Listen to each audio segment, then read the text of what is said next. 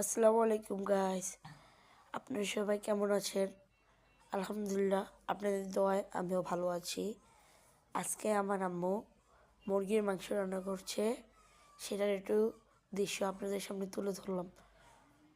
দেখুন, এখানে রসুন দিয়ে প্রথমে পেস্টটা বানিয়ে নিল, তারপরে এখানে মুরগিগুলো দিয়ে দিবে আস্তে করে। তারপরে গাইস যখন মুরগিগুলো দিয়ে দিল, ও গাইস আপনাদের বলাই হয় না, এটা হলো আমাদের ফার্মের দেশি মুরগি। এই মুরগিটা অনেক বড় হয়ে গিয়েছিল। তারপরে গাইস আজকে আমি আম্মুকে বললাম যে আম্মু মুরগিটা রান্না করো, তারপরে আম্মু রান্না করলো। সবাই দেখেন এবং বলবেন কমেন্টে যে এই মুরগিটা দেখতে কেমন হয়েছে।